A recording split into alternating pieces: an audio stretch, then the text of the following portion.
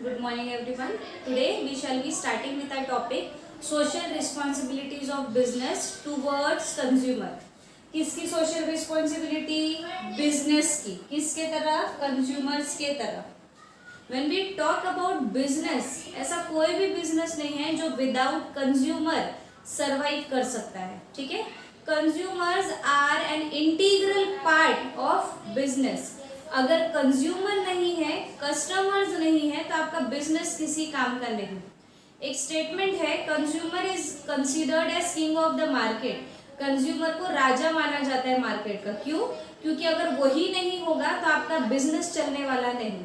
अगर आप बिजनेस खोलकर बैठे हो but there is no customer to use your products, तो जब प्रोडक्ट्स ही नहीं यूज होने वाले, बिकेंगे ही नहीं, तो जो आपने इन्वेस्टमेंट की थी दैट विल गो वेस्ट. ठीक है.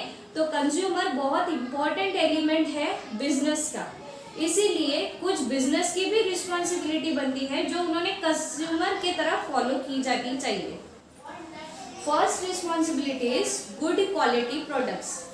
Every business must supply good quality products to its customer. क्यों देना चाहिए? अगर आप अच्छे क्वालिटी के प्रोडक्ट सप्लाई करते हो अपने कस्टमर्स को, तो क्या होगा? कस्टमर सेटिस्फाइड रहेगा और वो वापस आप ही का प्रोडक्ट खरीदेगा, दूसरे प्रोडक्ट पर शिफ्ट होने की कोशिश नहीं करेगा. जिससे क्या होगा? आपका कस्टमर बंधा हुआ रहेगा, आपकी अर्निंग चलते रहेगी. Fair prices. सेकेंड रिस्पॉन्सिबिलिटी बनती है बिजनेस की कि वो अपने कस्टमर्स को fair prices, correct prices charge करे. बहुत ज़्यादा चढ़ा बढ़ा कर अपने कस्टमर को नहीं बेचो. क्यों? क्योंकि ये कस्टमर्स ही तो है जिनके बेसिस पर हम बिजनेसमैन क्या कर रहे हैं? अर्न कर रहे हैं. अगर आप उनसे एग्जॉर्बिटेंट प्राइसेस चार्ज करोगे, बहुत हाई फाई चार्ज करोगे, तो कुछ दिन तो कस्टमर खरीदेगा बट उसके बाद वो आपकी चीज़ें या सर्विसेज लेना बंद कर देगा. उससे क्या होगा? आपके बिजनेस में आप ही को लॉस होगा क्योंकि आपकी इनकम जो है वो कम हो जाएगी. Customer safety. Third social responsibility क्या बनती है बिजनेस की कि कस्टमर्स की बदौलत ही तो हम अर्न कर रहे हैं. तो ये हमारी रिस्पॉन्सिबिलिटी है, ये बिजनेस की रिस्पॉन्सिबिलिटी है कि हम जो भी चीज़ें उन्हें सप्लाई करें वो उनके सेफ्टी पॉइंट ऑफ व्यू से प्रोवाइड करें. किसी भी टाइप की हजार्डस चीज़ें या ऐसी चीज़ें जो हमारे लाइफ को थ्रेटनिंग हो सकती है, ऐसी चीज़ें हमने कस्टमर्स को नहीं बेचनी चाहिए.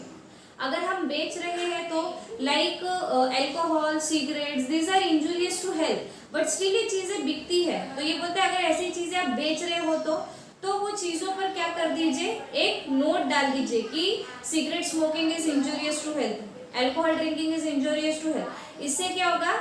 आपने अपना काम पूरा कर लिया. सामने वाले को भी पता है जो स्मोक कर रहा है कि ये सही चीज़ नहीं है, पर फिर भी उसको करना है, तो that is his responsibility then. पर हमारे तरफ से हमने क्या करना है कि हमने ऐसे कोई भी प्रोडक्ट कस्टमर को नहीं सप्लाई करने हैं जो उनके लाइफ को थ्रेटनिंग हो सकते हैं.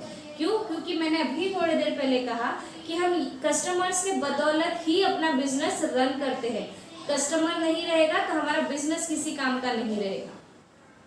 Next responsibility of business is honest advertisement. Business are expected to conduct honest advertisement for customers. यानी ये बोलता है जो भी एडवर्टीजमेंट आप करते हो अपने प्रोडक्ट को बेचने के लिए, that should be true, that should be correct. But usually ऐसा होता नहीं है. जैसे टाइड की एक ऐड दिखा दी जाती है, एक डर्टी सा शर्ट होता है, एक ऐसा स्लैश आता है और पूरा ब्रांड न्यू शर्ट हो जाता है. ठीक है. हम घर पे यूज करके देखें तो वो पूरा ब्रांड न्यू होता है क्या? Answer is no. ठीक है. पर ये बोलता है कि अपनी एड को इतना भी चढ़ा बढ़ा के नहीं बताओ जितना आप टीवी में दिखाते हो. जैसे माउंटेन ड्यू में क्या होता है? ऋतिक रोशन एक पहाड़ से दूसरे पहाड़ पर छलांग लगाता है. ठीक है. और बोलता है डर के आगे जीते. कभी आप ट्राई करो, बाइक से तो छोड़ा, पहाड़ से नीचे छलांग लगाकर ही ट्राई करके देखने का. देखो क्या होगा? We will reach to God. ठीक है.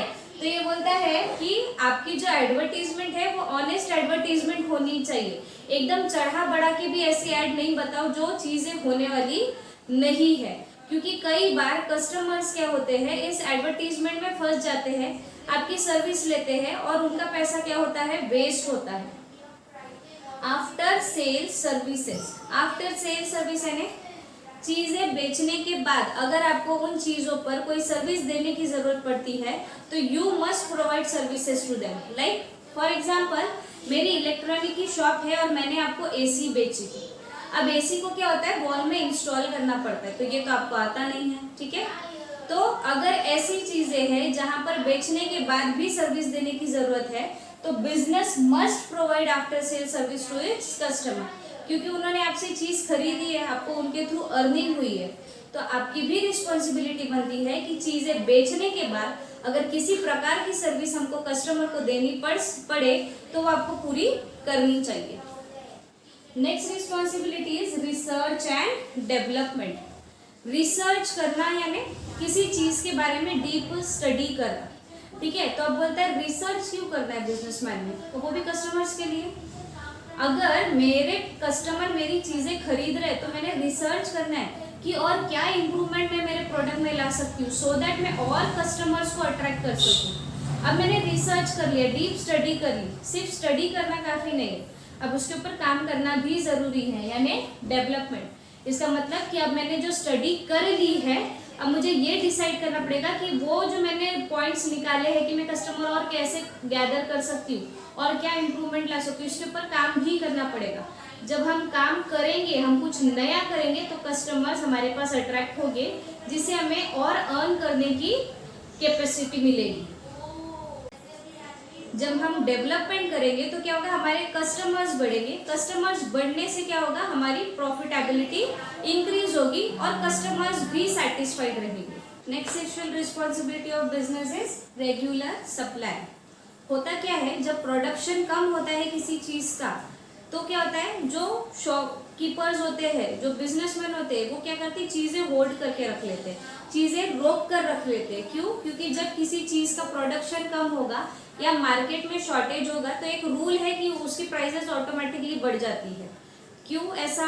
क्योंकि जिनके पास स्टॉक अवेलेबल है उनको पता है ये चीज अगर मैं महंगे में भी बेचूंगा तो कस्टमर खरीदेगा, क्योंकि दूसरों के पास वो चीज अवेलेबल नहीं है बिकॉज ऑफ शॉर्टेज और लेस प्रोडक्शन। तो ये बोलता है ऐसा नहीं करना चाहिए। अगर किसी चीज का शॉर्टेज है या उसका प्रोडक्शन नहीं हुआ है, पर एज अ बिजनेसमैन आपके पास वो चीजें अवेलेबल है, तो आपने क्या कीजिए, आप उन्हें रेगुलर सप्लाई कीजिए without charging them higher prices. इससे क्या होगा, कस्टमर आपके साथ जुड़ा रहेगा, और कस्टमर जुड़ा रहना बहुत जरूरी है, क्योंकि ये वही लोग हैं जिनके बदौलत एक बिजनेसमैन अर्न करता है और नाम कमाता है। Attend complaints. इफ कोई कस्टमर की कोई कंप्लेन हो रही है तो वो कंप्लेंट्स को अच्छी तरीके से अटेंड करना बिजनेसमैन की रिस्पॉन्सिबिलिटी बनती है। अगर मान लीजिए आपके पास कोई कस्टमर आया, आपने उसे कोई चीज बेची थी और उससे रिगार्डिंग वो कंप्लेन लेकर आया और आपने उसकी कंप्लेन सुनी नहीं, तो क्या होगा, नेक्स्ट टाइम वो कस्टमर आपके पास नहीं आएगा, खुद भी नहीं आएगा और दूसरों को भी नहीं आने देगा। वो बोलेगा अरे पिछले बार मेरा ये प्रोडक्ट खराब था, मैं कंप्लेंट लेकर गया, उसने मुझे कोई कंप्लेंट का सोल्यूशन ही नहीं दिया, उसने मेरी बात ही नहीं सुनी। तो क्या होगा, दूसरे लोग ये नेगेटिव रिस्पॉन्स सुनकर आपके पास आएंगे क्या? Answer is no. तो ये कहता है कि if any customer is having any kind of complaint, तो वो कंप्लेंट सुनना आपकी रिस्पॉन्सिबिलिटी बनती है, क्योंकि उसे चीज किसने सप्लाई की थी? आपने। Avoid consumer exploitation. Consumer exploitation क्या होता है? कंज्यूमर को ज्यादा प्राइस चार्ज कर देना, कंज्यूमर को वेट के हिसाब से प्रोडक्ट सप्लाई ना करना, कंज्यूमर को गलत चीज दे देना, ये एक्सप्लॉयटेशन है। कई बार क्या होता है, if I ask student 1 kg में कितने ग्राम आते हैं, दे डोंट नो। अगर मैं आपसे पूछती हूँ तो 1 पाव में कितने ग्राम आते हैं, कई कबार कुछ बच्चों को नहीं पता होता। तो क्या होता है, दुकानदार अलग अलग लोगों से मिला हुआ होता है, उससे एक्सपीरियंस होता है, शक्ल देखकर ही वो पहचान जाता है इसको ग्राम और केजी का नॉलेज है या नहीं है, इसको कितना क्या पता है, क्या समझता है, ठीक है। तो क्या हो रहा है, बिजनेसमैन ऐसे सिचुएशन में कस्टमर को देखकर एक्सप्लॉइट करता है। कई बार आप दूध खरीदने जाते होंगे जब ऑड टाइम पर, दोपहर के समय, शाम के समय, तो अगर एमआरपी 23 रुपीज है तो they will charge you 24 rupee, 1 rupee extra. फिर आप पूछोगे 1 रुपी एक्स्ट्रा क्यों लिया, तो वो कहेंगे रेफ्रिजरेटर में स्टोर किया, हमको उसका भी तो चार्ज निकालना है।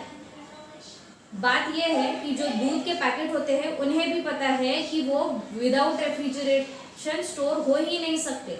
तो जब दूध के पैकेट मैन्युफैक्चर होते हैं तो उसमें रेफ्रिजरेशन चार्ज, उसका ट्रांसपोर्टेशन चार्ज सब जुड़ा हुआ होता है, बट स्टिल शॉपकीपर क्या करता है, हमसे 1 रुपया ज्यादा वसूलता है। ठीक है, in name of refrigeration charges. ये क्या है, ये एक एक्सप्लॉयटेशन है, ये एक छल है जो कस्टमर के साथ किया जाता है, क्योंकि कई सारे कस्टमर्स को नॉलेज नहीं होता। तो ये कहता है कि ऐसे टाइप की एक्सप्लॉयटेशन हमने नहीं करनी चाहिए। प्रॉपर वजन से गुड सप्लाई करो, प्रॉपर प्राइस पर सप्लाई करो, प्रॉपर क्वालिटी की चीजें दो। ठीक है, इससे क्या होगा, अगर आप सही तरीके से बिजनेस करोगे तो कस्टमर आपके साथ अगेन जुड़ा रहेगा। चीटिंग करोगे तो एक समय ऐसा भी आएगा जहां आपका बिजनेस ही बंद हो जाएगा, जिसके थ्रू आप अर्न कर रहे थे, आपकी वो अर्निंग सोर्स ही बंद हो सकती है। And last responsibility is training. Last point कहता है कि if possible the businessman should provide training to its consumer. कौन सी ट्रेनिंग देनी चाहिए कंज्यूमर को?